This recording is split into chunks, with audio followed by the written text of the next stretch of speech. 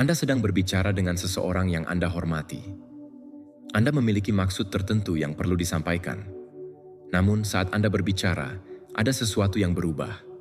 Mereka mengangguk sopan, lalu melanjutkan langkahnya seolah-olah Anda tidak mengatakan apapun.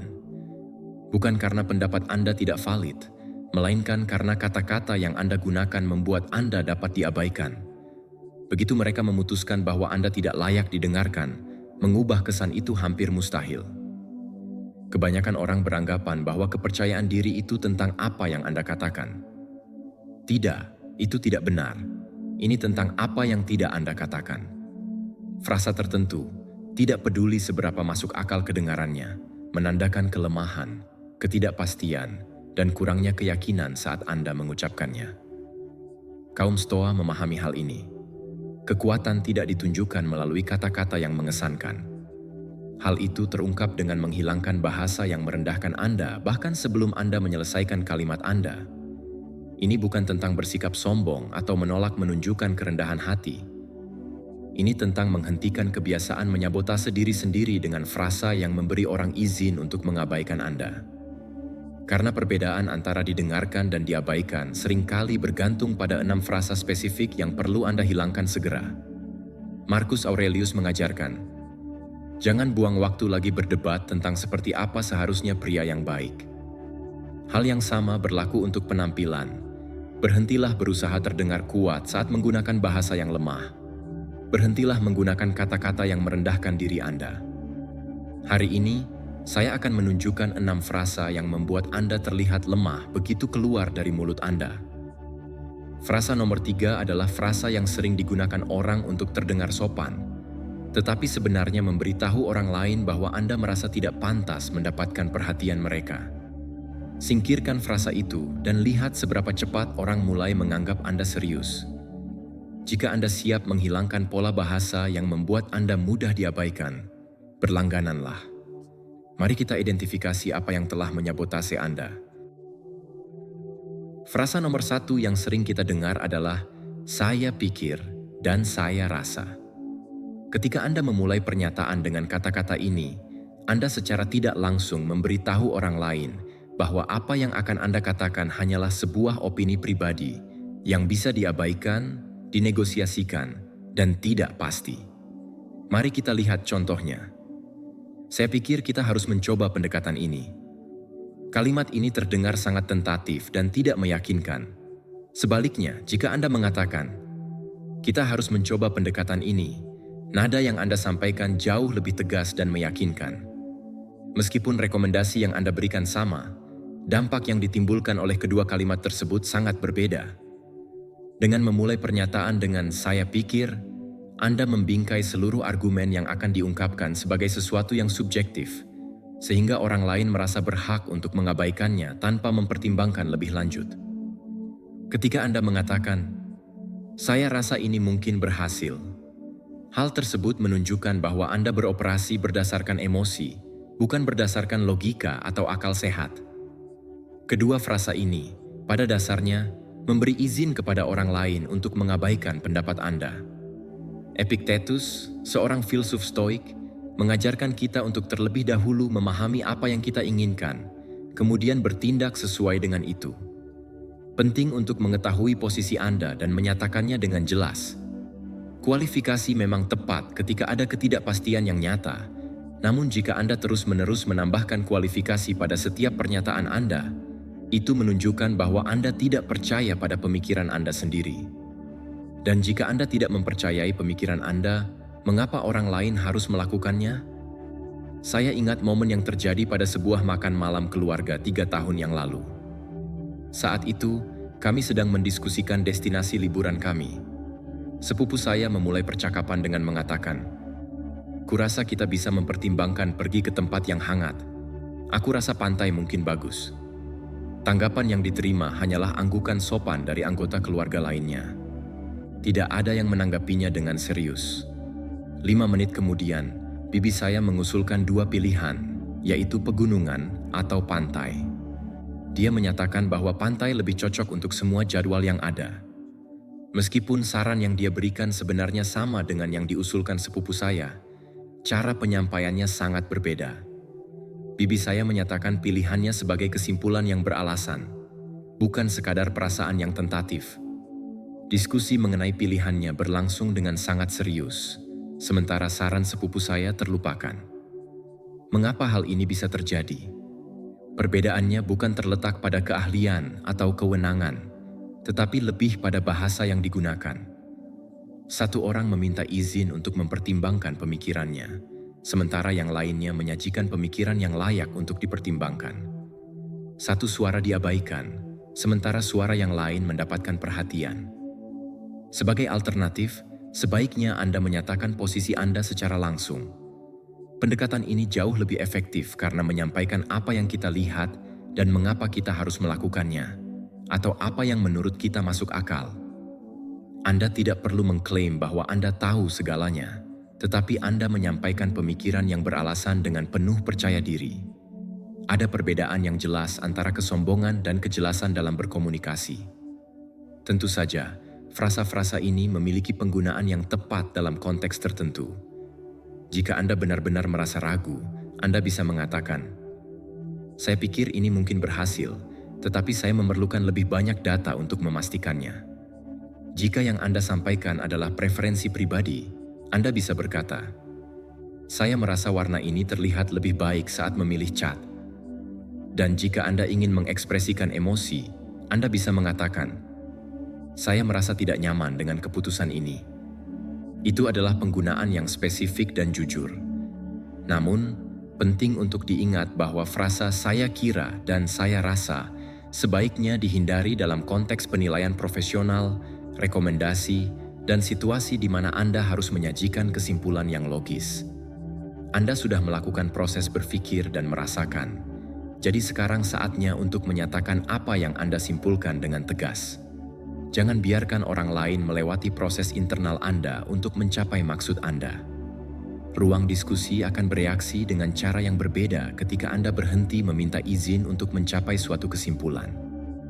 Ini bukan karena Anda berbicara lebih keras atau lebih agresif, tetapi karena Anda telah menghentikan sinyal bahwa pemikiran Anda bersifat opsional. Memulai dengan pernyataan yang lemah hanya akan merusak semua yang Anda sampaikan setelahnya. Namun, perlu dicatat bahwa kalimat kedua dari frasa tersebut bahkan lebih merusak.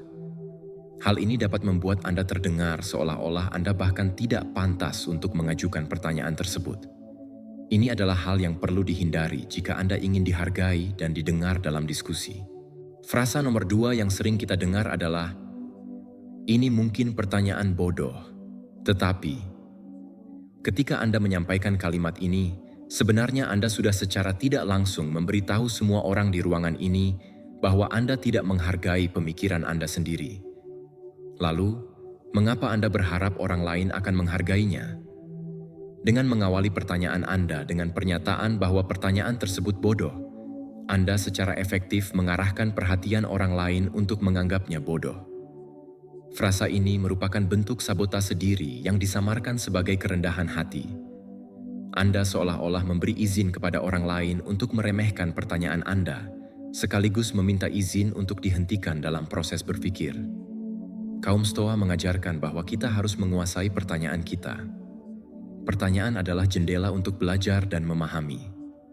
Tidak ada pertanyaan yang bodoh, yang ada hanyalah asumsi-asumsi yang belum diteliti. Namun, ketika Anda memberi label bodoh pada pertanyaan Anda sebelum menanyakannya, Anda sudah memberitahu semua orang untuk tidak menganggap serius diri Anda atau pemikiran yang Anda ungkapkan. Sokrates, sebagai seorang filsuf besar, membangun seluruh fondasi filsafatnya dengan mengajukan pertanyaan. Dia tidak pernah memulai dengan meragukan kualitas pertanyaannya, tetapi mengajukan pertanyaan dengan penuh keyakinan dan kekuatan, karena ia menyadari bahwa pertanyaan dapat mengungkap kebenaran yang mendalam. Begitu juga dengan Marcus Aurelius, yang terus-menerus mempertanyakan asumsi-asumsi dirinya sendiri dalam tulisan-tulisan pribadi yang dia buat.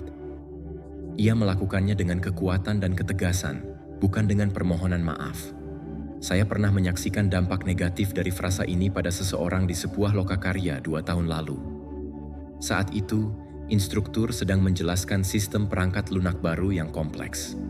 Seorang peserta dengan ragu mengangkat tangannya dan berkata, ini mungkin pertanyaan bodoh, tetapi bagaimana jika kita mendekati entry data secara berbeda? Dengan segera, instruktur itu menjawab, "Tidak ada pertanyaan bodoh." Namun, nada suara instruktur tersebut terkesan meyakinkan, hampir seperti menggurui. Ruangan itu pun menganggap pertanyaannya sebagai pertanyaan yang terlalu dasar, sesuatu yang seharusnya sudah diketahui oleh peserta tersebut. Sarannya, yang sebenarnya inovatif dan berpotensi membuka pemikiran baru, justru terabaikan sebagai kebingungan seorang pemula. Beberapa waktu kemudian, peserta lain mengajukan pertanyaan yang pada dasarnya sama, tetapi dengan cara yang berbeda. Bantu saya memahami apa yang akan terjadi jika kita membalik urutan entry data. Sang instruktur pun berhenti sejenak, mempertimbangkan pertanyaan itu dengan serius. Itu menarik, biarkan saya pikirkan implikasinya. Ruangan itu menjadi lebih tenang, dan mereka mulai mendiskusikan pertanyaan tersebut dengan lebih mendalam selama 10 menit. Pertanyaan yang sama, tetapi penerimaan yang benar-benar berbeda. Satu peserta meminta maaf karena berpikir, sementara yang lainnya mendapatkan hak untuk menyelidiki topik tersebut. Sebagai gantinya, berikut adalah beberapa frasa yang sebaiknya Anda gunakan. Bantu saya memahami, atau jelaskan apa yang akan terjadi jika, atau cukup ajukan pertanyaan Anda secara langsung tanpa basa-basi. Anda tidak perlu mengklaim memiliki keahlian yang mendalam. Anda hanya mencari kejelasan. Itu adalah hal yang sah. Begitulah cara belajar terjadi. Anda bisa mengakui apa yang tidak Anda ketahui tanpa harus merendahkan diri sendiri dengan menyebut diri Anda bodoh. Frasa-frasa ini memang memiliki tempat dalam komunikasi kita, tetapi tempatnya jauh lebih kecil dari yang mungkin Anda kira. Jika Anda berada di ruang pakar dan merasa tidak familiar dengan topik yang sedang dibahas, Anda bisa mengatakan, "Saya tidak familiar dengan daerah ini. Bisakah Anda menjelaskannya?" Pernyataan semacam itu adalah bentuk kejujuran tanpa merendahkan diri Anda. Namun, frasa, "ini mungkin bodoh," sama sekali tidak memiliki tempat dalam konteks profesional. Ketika Anda berhenti meminta maaf atas keingintahuan Anda, orang-orang di sekitar Anda juga akan lebih terlibat dengan pertanyaan yang Anda ajukan. Ketika Anda berhenti menghakimi pertanyaan Anda sebagai sesuatu yang bodoh, orang lain pun akan berhenti menghakiminya dengan cara yang sama. Ini bukan karena Anda menjadi lebih berpengetahuan, tetapi karena Anda telah berhenti memberi izin kepada mereka untuk meremehkan Anda sebelum Anda selesai bertanya. Jika Anda pernah mendapati diri Anda berkata, "Ini mungkin bodoh," sebelum mengajukan pertanyaan, dan sekarang Anda menyadari bahwa ungkapan tersebut telah merusak kredibilitas Anda, cobalah untuk berkomentar. "Saya sudah berhenti meminta maaf." 3 kata tersebut mungkin memberi orang lain izin untuk berhenti mengurangi rasa ingin tahunya sendiri. Frasa nomor 3 yang sering kita dengar adalah, "Maaf mengganggu Anda." Tetapi sebenarnya, dengan mengucapkan kalimat ini, Anda seolah-olah mengumumkan bahwa Anda merasa tidak pantas mendapatkan perhatian mereka. Dan mungkin, dalam beberapa kasus, Anda memang benar, karena saat Anda mengucapkannya, orang lain mungkin juga tidak mempercayai apa yang Anda katakan. Memulai interaksi dengan permintaan maaf atas keberadaan Anda hanya akan membuat Anda terlupakan dengan mudah dan mudah dikesampingkan. Kalimat "maaf mengganggu Anda" menandakan bahwa kebutuhan Anda dianggap kurang penting dibandingkan dengan waktu mereka. Meskipun mungkin ada kebenaran dalam hal ini, mengatakannya secara terbuka menunjukkan bahwa Anda menempatkan diri Anda sebagai prioritas yang rendah.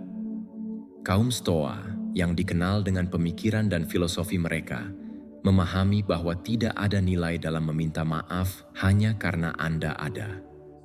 Permintaan yang sah seharusnya tidak memerlukan permohonan maaf terlebih dahulu.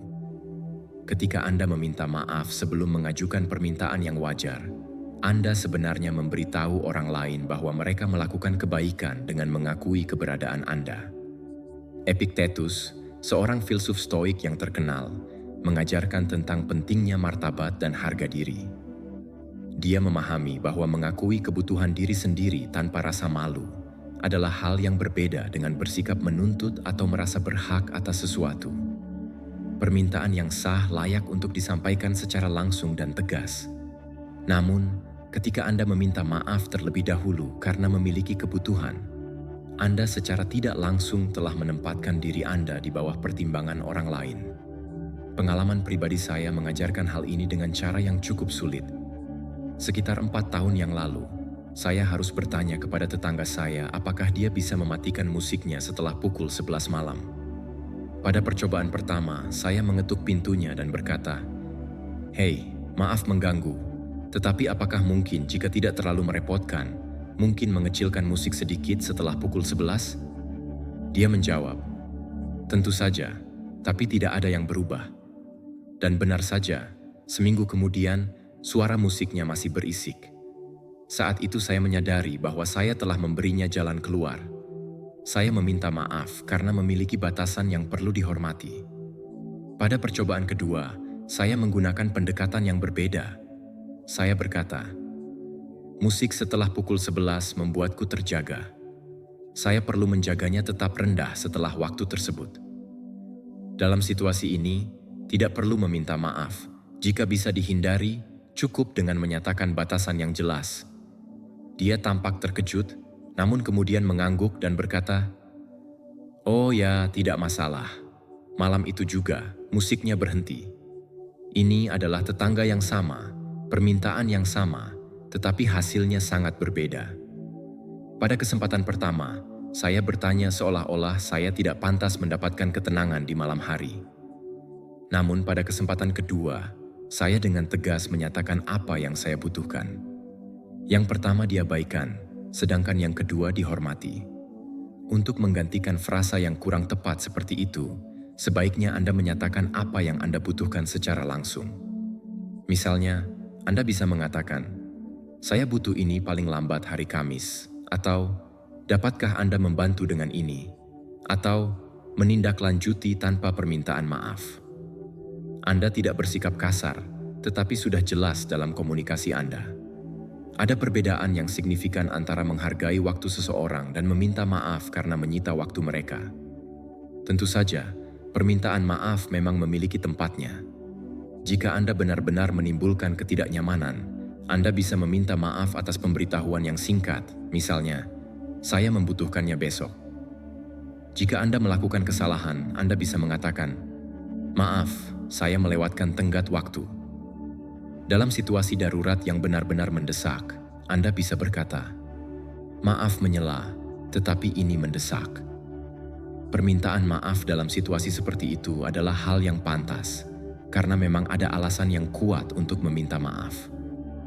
Namun, penting untuk menghindari rasa maaf yang refleksif yang mengganggu Anda dari permintaan rutin dan interaksi sehari-hari. Anda tidak sedang mengganggu mereka. Anda sedang berkomunikasi. Itulah yang dilakukan oleh orang-orang. Ketika Anda berhenti meminta maaf hanya karena memiliki kebutuhan, orang lain akan berhenti memperlakukan kebutuhan Anda sebagai sesuatu yang opsional. Ini bukan karena Anda bersikap menuntut, tetapi karena Anda telah menghentikan kebiasaan memberi mereka izin untuk mengabaikan Anda. Meminta maaf atas keberadaan Anda hanya akan membuat Anda mudah dilupakan. Namun, frasa keempat yang sering diucapkan tidak hanya membuat Anda tampak lemah, tetapi juga dapat membuat Anda terlihat tidak kompeten. Ini adalah hal yang harus kita hindari dalam komunikasi sehari-hari agar kita dapat diperlakukan dengan lebih serius dan dihargai. Frasa nomor 4 yang perlu kita cermati adalah, "Saya bukan ahli." Pernyataan ini, meskipun mungkin diucapkan dengan niat baik, sebenarnya mengandung implikasi negatif yang dapat merugikan kredibilitas kita sendiri sebelum kita bahkan mengeluarkan pendapat atau informasi yang ingin kita sampaikan. Dengan mengawali sebuah pernyataan dengan penyangkalan seperti ini, kita secara tidak langsung memberi sinyal kepada pendengar bahwa mereka seharusnya tidak menganggap serius apa yang akan kita katakan. Frasa ini seolah-olah menyampaikan pesan, "Saya ingin berbagi informasi atau pendapat, tetapi saya tidak ingin bertanggung jawab atas apa yang saya katakan." Filosofi Stoik yang sangat dihargai oleh para pemikir besar seperti Marcus Aurelius mengajarkan pentingnya menempatkan kebenaran di atas ego kita. Jika Anda memiliki pandangan yang valid dan berdasarkan fakta, tidak ada salahnya untuk menyampaikannya dengan percaya diri. Namun, jika Anda merasa ragu atau tidak yakin, adalah bijak untuk melakukan penelitian dan analisis terlebih dahulu sebelum berbicara. Dengan mengawali pernyataan Anda dengan "saya bukan seorang ahli", Anda secara tidak langsung memberitahu semua orang untuk mengabaikan apa yang akan Anda sampaikan, karena bahkan Anda sendiri tidak percaya pada informasi yang Anda berikan. Marcus Aurelius, dalam tulisan-tulisan pribadinya, seringkali mempertanyakan pengetahuannya sendiri dan tidak ragu untuk mengakui batasan yang ia miliki. Namun, ketika ia berbicara di depan umum, ia melakukannya dengan ketegasan dan kejelasan. Ia tidak memulai setiap pernyataannya dengan penyangkalan tentang keterbatasan pengetahuannya. Sebaliknya, ia menyampaikan apa yang ia ketahui, mengakui apa yang tidak dia ketahui, dan tidak pernah meminta maaf atas ketidaktahuan tersebut. Saya pernah menyaksikan sebuah adegan yang sangat menarik di sebuah pertemuan asosiasi lingkungan 5 tahun yang lalu. Dalam pertemuan tersebut, topik yang dibahas adalah tentang kemungkinan penambahan polisi tidur di jalanan kita. Seorang insinyur yang sudah pensiun mengangkat tangannya dan berkata, "Saya bukan ahli, tetapi sepertinya polisi tidur dapat membantu mengatasi masalah kecepatan." Meskipun orang-orang di sekitarnya mengangguk dengan sopan, diskusi selanjutnya tidak menunjukkan ketertarikan yang mendalam. Padahal, insinyur tersebut sebenarnya adalah seorang ahli di bidangnya dengan pengalaman kerja selama 30 tahun dalam rekayasa lalu lintas. Namun, karena penyangkalannya, semua orang menganggap masukannya sebagai pendapat yang tidak berbasis fakta. Di sisi lain, dalam rapat yang sama, seorang guru yang tidak memiliki pengetahuan tentang rekayasa lalu lintas berkata, "Berdasarkan apa yang saya lihat di lingkungan lain, polisi tidur mengurangi kecepatan rata-rata sekitar 15 mil per jam." Saya kemudian melakukan penyelidikan setelah pertemuan tersebut dan menemukan bahwa tidak ada penyangkalan, tidak ada permintaan maaf karena berbicara, hanya informasi yang disampaikan dengan jelas dan lugas. Saran dari guru tersebut diterima dengan baik, dan kelompok tersebut bahkan memilih untuk meneliti lebih lanjut tentang penambahan polisi tidur berdasarkan masukannya, bukan dari masukan insinyur yang sebenarnya lebih berpengalaman. Ini menunjukkan betapa besar perbedaan antara dua pendekatan tersebut. Satu pihak merendahkan kredibilitasnya, sementara pihak lainnya hanya menyampaikan informasi yang dianggapnya penting. Sebagai pengganti frasa yang merugikan ini, sebaiknya Anda berbicara berdasarkan apa yang sebenarnya Anda ketahui. Anda bisa menggunakan ungkapan seperti "menurut pengalaman saya", "apa yang saya amati", atau "penelitian menunjukkan". Atau Anda bisa langsung menyatakan pendapat Anda tanpa keraguan. Anda tidak perlu mengklaim bahwa Anda mengetahui segalanya. Cukup bagikan apa yang Anda ketahui. Itu sah dan berharga. Anda dapat mengakui adanya kesenjangan tertentu dalam pengetahuan Anda tanpa harus secara menyeluruh menyangkal kemampuan Anda.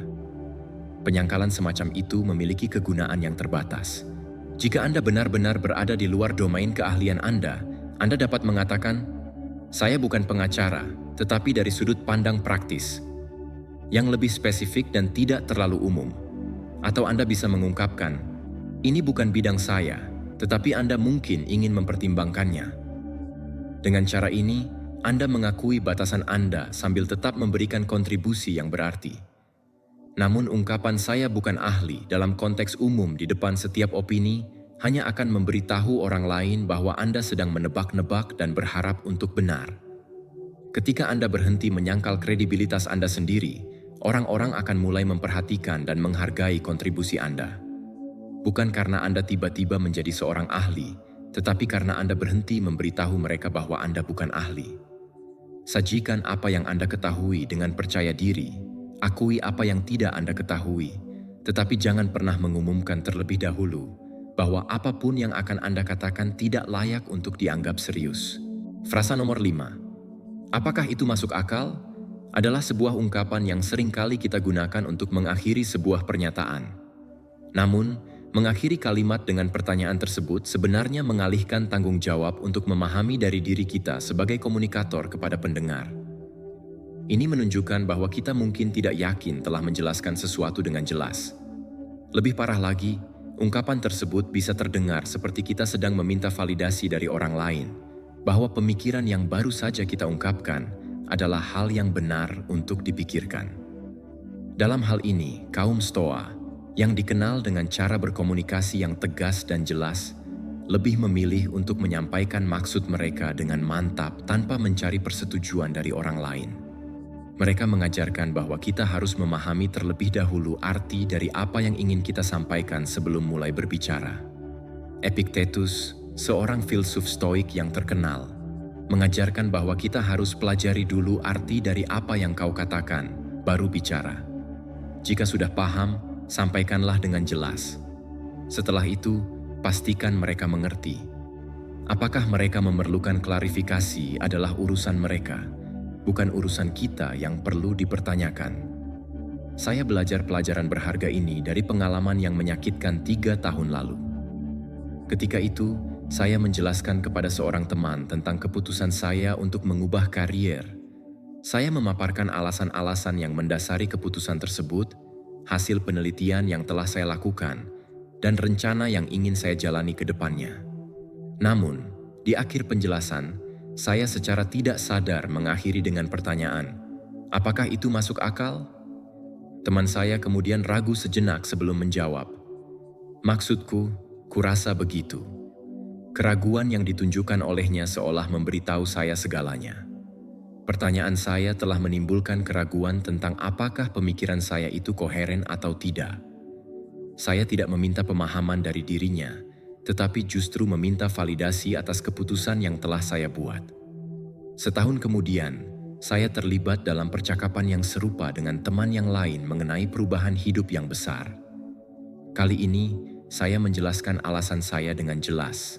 Dan setelah itu saya berhenti berbicara dan memberikan kesempatan untuk berpikir. Teman saya kemudian mengajukan pertanyaan-pertanyaan spesifik, seperti, "Bagaimana dengan asuransi kesehatan? Dan apakah Anda sudah menghitung perbedaan pendapatannya?" Pertanyaan-pertanyaan tersebut menunjukkan bahwa dia benar-benar terlibat dan mempertimbangkan keputusan yang saya buat bersama saya, tanpa mempertanyakan apakah pemikiran saya itu masuk akal. Dalam hal ini, saya tidak meminta validasi atas koherensi pemikiran saya. Sebaliknya, saya berasumsi bahwa penjelasan saya sudah jelas dan malah mengundang pertanyaan untuk menggali lebih dalam. Sebagai alternatif yang lebih baik, sebaiknya Anda mengajukan pertanyaan seperti, "Apa pertanyaan yang Anda miliki?" Atau, "Apa yang perlu diklarifikasi?" Atau, "Ada yang kurang jelas?" Atau Anda bisa saja berhenti berbicara setelah menyampaikan maksud Anda dan membiarkan keheningan berbicara. Dengan cara ini, Anda tidak mempertanyakan apakah apa yang Anda sampaikan itu masuk akal. Sebaliknya, Anda sedang memeriksa apakah mereka membutuhkan informasi lebih lanjut untuk memahami apa yang Anda katakan. Ini adalah sikap yang percaya diri dan jelas, serta menghargai kecerdasan pendengar Anda dan komunikasi yang Anda lakukan. Memang ada tempatnya untuk memeriksa pemahaman, terutama setelah menjelaskan sesuatu yang teknis. Misalnya, Anda bisa menanyakan, "Apakah saya menjelaskannya dengan jelas?" Fokuslah pada penyampaian Anda, bukan pada apakah pemikiran Anda koheren. Dalam konteks mengajar, Anda bisa bertanya, "Bagian mana yang harus saya ulangi?" Ini adalah pendekatan yang mendukung tanpa mencari validasi. Namun, jika Anda mengakhiri pernyataan dengan "apakah itu masuk akal?", itu menunjukkan bahwa Anda sendiri tidak yakin dengan pemikiran Anda. Frasa tersebut mengungkapkan keraguan diri yang disamarkan sebagai pertimbangan. Anda mungkin berpikir bahwa dengan memeriksa pemahaman mereka, Anda membantu, tetapi sebenarnya Anda sedang meminta mereka untuk mengonfirmasi bahwa Anda tidak bingung. Ini adalah dua hal yang berbeda. Yang satu mengundang keterlibatan, sementara yang lainnya justru mengundang keraguan tentang apakah Anda benar-benar tahu apa yang Anda bicarakan. Ketika Anda berhenti mencari validasi atas apa yang telah Anda katakan, orang-orang akan lebih cenderung terlibat dengan apa yang Anda sampaikan, alih-alih mempertanyakan apakah itu layak untuk dikatakan. Gagasan Anda akan dipertimbangkan berdasarkan manfaat dan relevansinya, bukan ditolak hanya karena Anda telah menyatakan ketidakpastian tentang kepaduan gagasan tersebut. Mencari validasi untuk pemikiran Anda membuat Anda terdengar tidak yakin, dan frasa terakhir tersebut adalah yang paling merugikan. Frasa itu membuat Anda terdengar seolah-olah Anda yakin Anda mungkin salah bahkan sebelum ada orang lain yang tidak setuju dengan apa yang Anda katakan. Frasa nomor 6. Anda mungkin benar adalah cara untuk memulai ketidaksetujuan dengan mengakui bahwa mungkin ada kebenaran dalam pandangan orang lain. Tetapi pada saat yang sama, hal ini dapat mengakibatkan poin Anda yang sebenarnya diabaikan. Frasa ini menyiratkan bahwa saya ingin tidak setuju, tetapi saya tidak cukup yakin dengan ketidaksetujuan saya untuk benar-benar mendukungnya. Dalam filosofi Stoik, ketidaksetujuan harus disampaikan dengan tegas dan langsung, terutama ketika ada alasan yang kuat untuk tidak setuju. Jika Anda benar-benar percaya bahwa seseorang salah, ungkapkan pendapat Anda dengan jelas dan jelaskan alasannya. Namun, jika Anda tidak yakin bahwa mereka salah, sebaiknya Anda tidak mengungkapkan ketidaksetujuan Anda. Yang lebih penting, jangan meremehkan argumen Anda sendiri sebelum menyampaikannya. Marcus Aurelius, seorang pemikir Stoik yang terkenal, sangat menghargai koreksi ketika ia berada di pihak yang salah, tetapi ketika ia yakin akan kebenarannya, ia dengan tegas menyatakan posisinya terlebih dahulu. Ketidaksetujuan harus disampaikan dengan keyakinan, atau lebih baik diam. Ketidaksetujuan yang lemah justru lebih merugikan daripada tidak ada ketidaksetujuan sama sekali, karena hal itu menunjukkan bahwa Anda menolak bukan karena keyakinan, melainkan karena merasa terpaksa. Saya pernah menyaksikan situasi yang sangat merugikan ketika seseorang memberikan masukan di pertemuan keluarga berencana 2 tahun lalu. Saat itu, kami sedang mendiskusikan bagaimana sebaiknya merawat nenek saya yang kesehatannya semakin menurun. Paman saya mengusulkan untuk memindahkannya ke fasilitas tempat tinggal berbantuan. Di sisi lain, bibiku jelas tidak setuju dengan usulan tersebut, tetapi ia memulai pernyataannya dengan kalimat, "Kamu mungkin benar bahwa hidup berbantuan itu masuk akal, tetapi aku hanya bertanya-tanya apakah mungkin dia akan lebih bahagia tinggal di rumah dengan bantuan." Dengan pernyataan itu, ruangan mendengar seolah-olah dia mengatakan, "Aku tahu kau benar, tapi aku hanya memiliki perasaan yang tidak penting." Kekhawatirannya, meskipun sebenarnya valid, hanya ditanggapi dengan acuh tak acuh dan diabaikan begitu saja. Diskusi pun berlanjut seolah-olah ia setuju dengan usulan tersebut. Ibu saya, yang juga memiliki kekhawatiran yang serupa, akhirnya mengangkat suaranya 10 menit kemudian. Saya melihat ada masalah spesifik dengan lini masa itu. Minggu lalu dia bilang takut meninggalkan rumah. Memindahkannya sekarang, saat dia masih sadar, akan sangat traumatis. Saya pikir kita perlu menjajaki perawatan di rumah terlebih dahulu. Tanpa prasangka, inilah inti dari permasalahan. Inilah mengapa hal ini penting. Inilah yang saya rasa seharusnya kita lakukan.